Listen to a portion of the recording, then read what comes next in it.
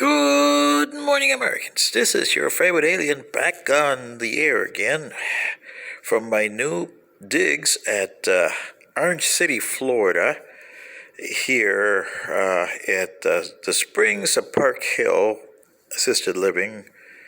I moved my wife Betty closer to her son Jim so he could help me because she needs more care, and it's a nicer place than where I was in Georgia at Atherton Place. Bubba is over on the other side of the state in St. Pete with my stepdaughter and family. I'll see him soon, I hope.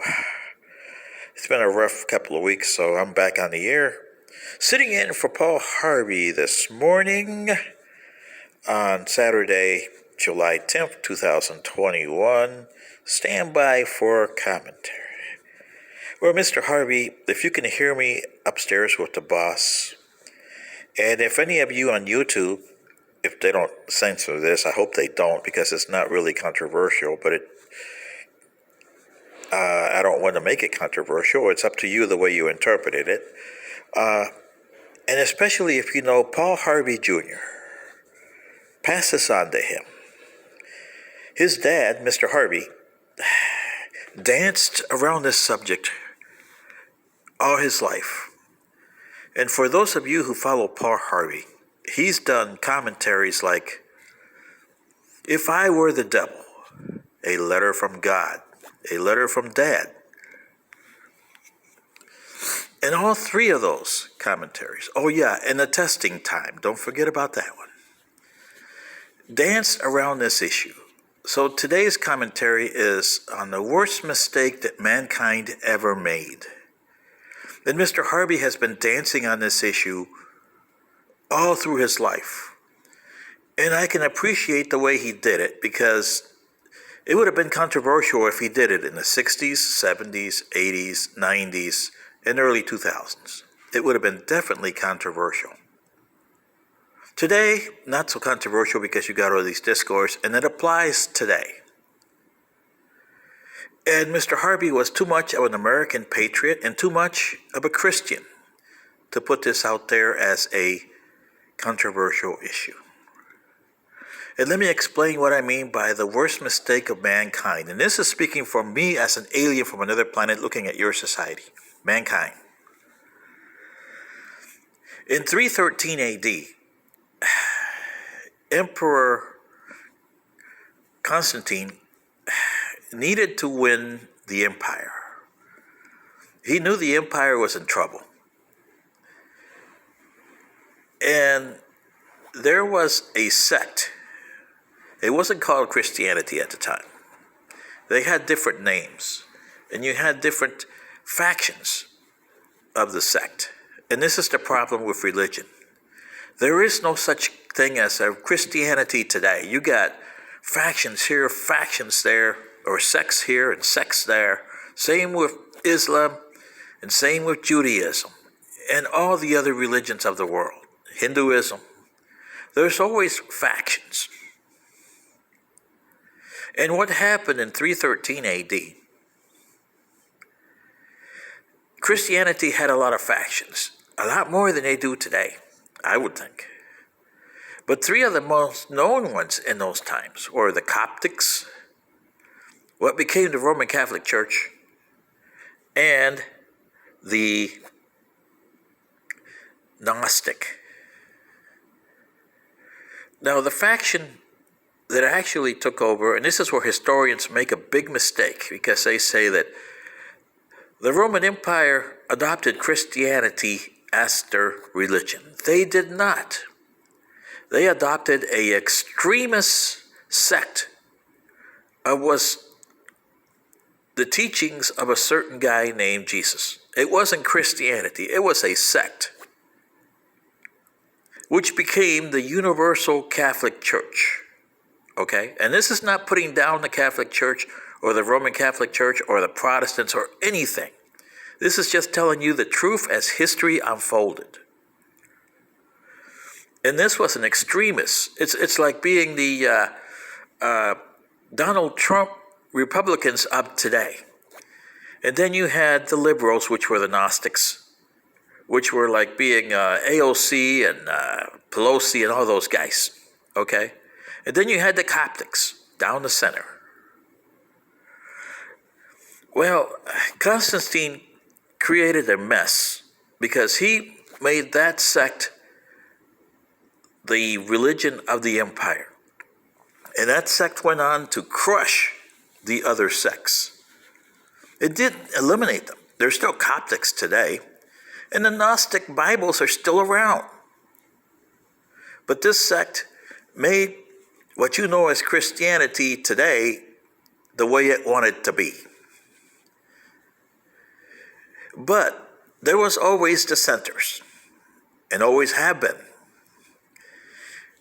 And the Roman Catholic Church has done a lot of bad things over the centuries, and it has to admit it has. From the sex things here in America for the last 5 decades or so that we know of, to destroying societies in the Central and South America and trying to make everybody Christian or Roman Catholics. Speaking as an Indian from Central America, from Panama here, I would say that. But the biggest mistake it made, was trying to censor everything. You Americans made the same mistake when you did prohibition, and you found out the hard way that you cannot do that. The Catholic Church has never come to realize that. You cannot censor and make the world to look at you things through your eyes. In fact, there was always dissenters. The Coptics stayed in Egypt, low level.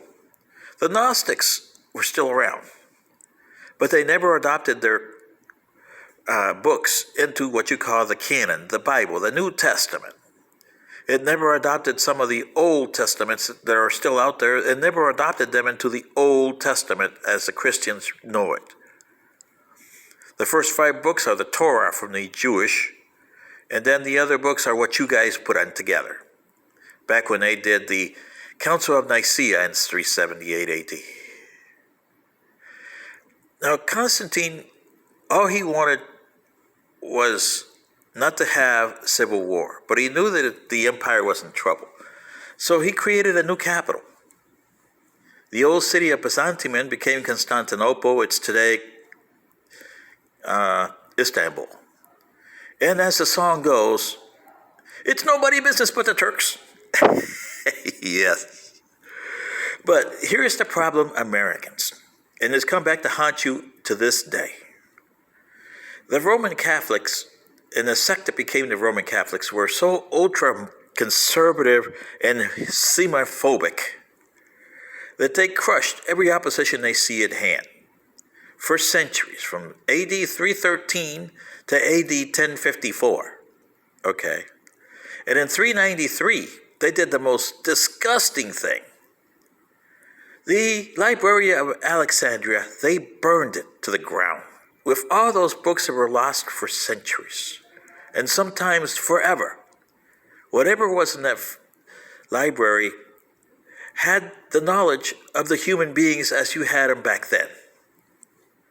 But it didn't conform with the Roman Catholics' version of Christianity. So they burned them, just like they did the Mexicans, the Mayans' Codex. And every other book on the Aztecs and Incas and all the other civilizations that they went in the Far East, Philippines and stuff like that. They did the same thing. They burned Bruno to the stake because of what he thought. Copernicus got away with it. And Galileo Galilei, he got away with it just barely by the skin of his teeth. Otherwise, he would have been burned at the stake. But did they do mankind a favor? No. Because they burned that library that had everything in there. They wanted everything to be their version of Christianity and only their version. It backfired them in 1054 because the Byzantines from Constantinople revolted and became the Eastern Orthodox Church. And that split into splinters. Because the Roman Empire by AD 410 had become Greek in origin. So it was no longer the Roman Empire, it became the Byzantine Empire. And that style of Christianity was different from the Western style. Hello. So after 1054, when the church split between Orthodox Greeks and the Catholic West, for the next 500 years, the Roman Catholic Church went on a suppression business. It wasn't until 1517 when Martin Luther did his 95 Theses. And by that time, Spain in 1492 became a country. And what they realized is that the old works of the old ancient guys and the old stories of Mesopotamia had been translated into Spanish. And it was coming up, which created the Renaissance and the Enlightenment period, which created the Reformation, which created you Protestants. And there's a lot of sects, but all the sects that you have in Christianity today does not count what you had before 313 AD. You had a whole bunch of sects, and some of them you're just finding out about today. A lot more sects were out there then than what you have, you Baptists, you Calvinists, you Lutherans. Oh yeah, and you Catholics are scrambling because you have lost your sense of where you're going. And that's bad. It's not a good time to lose it. Your society needs help, big time. But the biggest mistake that you ever did as mankind was done by the Catholic Church, the Roman Universal Catholic Church, back in 393 AD, when they destroyed the Alexandria Library. Mr. Paul Harvey had been trying to get you guys to look at this. Because a generation that comes now, you millennials and you 2000 generation, and the succeeding descendants are going to have to tackle with this issue. Because now you're finding out that Christianity was a borrowed religion from different places. As I told you in my earlier videos, that Abraham left Ur in 2400 BCE and came west to what is now Canaan. But he didn't. He may have stopped there, but some of his descendants or cohorts at the time went to Egypt and went to the Arabian Peninsula, and their descendants became Mohammed on the Arabian side, and the Islamic, with their version of what they thought was their religion. Christianity is their version of Christianity, which they call Islam. Because they have the same people that the Christians and the Jews, Judaism. And you see, this world was never a Judeo-Christian world. It never was. It never was a Greco-Roman world either. And this is where you have failed miserably to tell your descendants and educate them on what this world really is. The stories of Mesopotamia has now been unearthed in the last 20 years, since 2000 AD. You guys have found more tablets in Mesopotamia and found the stories of the Great Flood and everything that Christianity and Judaism hold dear are older than them. This must tell you that there were civilizations here before you guys. What happened to them? Well, the earth has had different cataclysms here and there. And then you're finding cities buried and also underwater that are older than Jericho, that are older than the pyramids, and are older than summer. See what I mean, Americans and humans, as a special alien from another planet? This is what you have to do. And Mr. Paul Harvey was dancing around this subject. But if he did it in the 60s, 70s, 80s, 90s, and early 2000, before he died in 2009, you guys would have burned him at the stake. But he went around it. If you don't believe me, Check out his A Letter from God. If I Were the Devil, Testing Time, and A Letter from Dad. All those. And If I Was a Farmer, can tell you that too. Sitting in for Mr. Harvey upstairs, and I hope, Mr. Harvey, you and the boss like this one. And Mr. Paul Harvey Jr., if somebody puts this YouTube to you, I hope you understand what I tried to say. Sitting in for Paul Harvey, this is your favorite alien. Good day.